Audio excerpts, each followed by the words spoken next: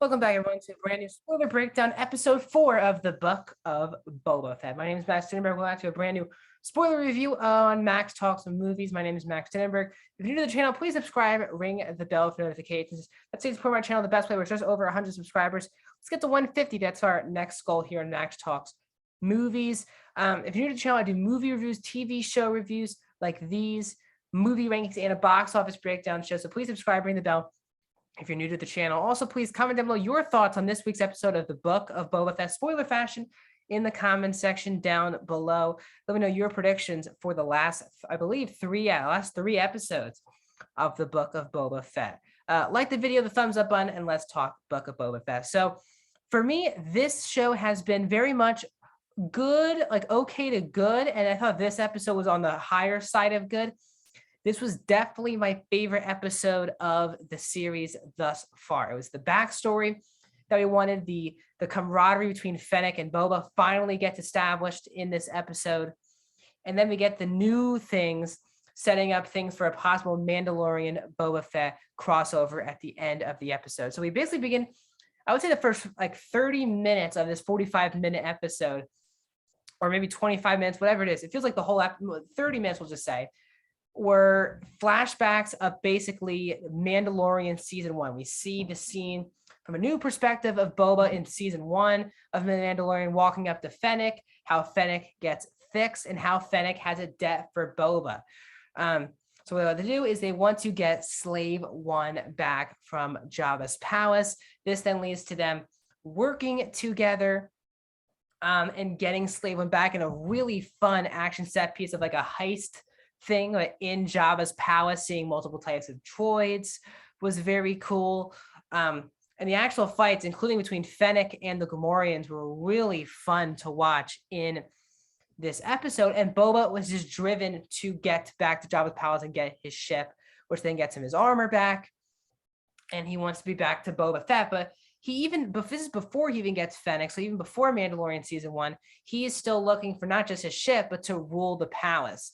And that's a really interesting story arc that he's been really waiting for this moment for a long time now. So they get Slave One, and he's like, "We want me to drop you off, Fennec?" And Fennec's like, "I'll just join the ride," because Boba says, "I need to basically do some things before I get my gear back." So he basically destroys the Night Riders, and hearing the sound effects, Slave One is my favorite ship in all of Star Wars. I love Slave One. And they used every single weapon in Slave One this episode. You had actually the guns and the different sound effects for those guns. Really cool. They get the Nikto Riders, is what they're called, the people who killed the Sand People. That was dealt with. And then Boba, with the Slave One, is trying to go in the Sarlacc pit to get his armor. He believes he left his armor there, where actually we know the Jawas took the armor, then it got to Cobb Vanth, and then it gets to Din Djarin, which then gets it back to Boba Fett. So they try to go in and they think that the Sarlacc is dead and dissolved, but no, the Sarlacc latches onto him, and we get my favorite weapon in all Star Wars, that sonic boom from that you saw all the way back from Jango Fett in Attack of the Clones. You saw it in Mandalorian season 2. We see it here. Really cool way of using, going underneath the desert. Really cool sound effect and really cool way of doing it. And then we get basically the post-credit scene again of Mandalorian season 2, and we are basically all caught up with Boba Fett after this episode. So that's what I liked a lot, is that this is definitely the best backstory, the best past we've ever gotten in the show thus far, and it makes you more excited because you feel like you're caught up to the present time. There's no more lulls. You're just focusing on this war now between Boba and the Pikes, which has been really interesting. Now, this episode also continues with Boba and Fennec have a meeting with, actually, before we do that, Chrysanthemum is at the same bar in Mos Espa. He starts beating up Trandoshans, and Boba asks him if he wants a job. Really fun scene. I am so happy Chrysanthemum's back. The only issue I have really with this whole thing is that he really could have just asked Chrysanthemum last week to do a job, but he kind of waited until this episode. It just felt like they really dragged that out too long, and it made no sense why he just let Chrysanthemum go after saying, "Don't let anyone hire you." And then the next episode to walk up and say, "I have a job for you." It just doesn't really track well from a story point of view, and made no sense from a Boba Fett point of view. It's actually funny, earlier in the flashback, even too, like Fennec was like, "Since you've been with the Sand People, you've kind of gone soft." Boba says a pretty cheesy line that I didn't really love in that scene. But we get to, as he recruits Chrysanthemum, and the biggest part of the episode from the present time is Boba and Fennec have the meeting with all of the captains who used to run with Jabba, talking about how he just wants everyone to remain neutral, no one to turn on him in this war with the Pikes, no matter what the Pikes offer. They all agree. Again, they're kind of all going for their best interests. But Fennec walking around describing Boba's stance, and then people challenging Boba and Boba stepping up, the Rancor popping up underneath was really hilarious. It just felt very Godfather, very Mafia-like. I have the leader and all of the captains who work beneath him, who all want the same thing, but work in different areas. And Boba keeps saying our planet. He really cares about the planet. And this is a huge opportunity for him to gain trust from the other captains and the world itself. This then leads to, him telling him we need to go to war. Fennec's like, how much treasure you have? And like, credits are not a big thing. We just need muscle.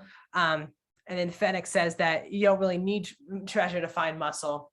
And the Mandalorian music plays, which should symbolize that more likely we're going to get Din Djarin coming in the show. Pedro Pascal's the Mandalorian. The music is so good in the show, but you can tell how great Ludwig Göransson is when the Mandalorian music popped up.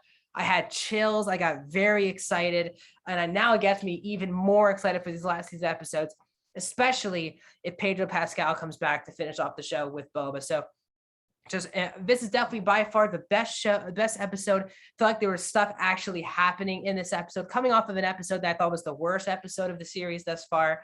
This was a really solid episode of TV where I really enjoyed myself. I didn't really love every single part of it. There were some logic issues, but overall, I am pleasantly, this episode has got me the most excited for future episodes than any other episode of Boba Fett, especially with Din Djarin possibly making his return. Maybe with others, we shall see. So that's my thoughts on the Book of Boba Fett episode 4 spoiler breakdown. If you're new to the channel, please subscribe, ring the bell. I'll be back the next 3 Wednesdays giving you my spoiler reviews of the episodes of the Book of Boba Fett. So if you're new to the channel, subscribe, ring the bell. Other reviews are coming. Peacemaker spoiler review, that should be coming tomorrow. Then I'll be on a flight Friday, so I won't be able to do any videos Friday or probably the weekend itself. So I'll be back to, probably we'll get some Ozark season 4 part 1 reviews. We're going to get box office breakdown show, and we'll be back Euphoria episode 3 spoiler review. And then we're also going to get this episode 5 next Wednesday. So I'll see you guys soon.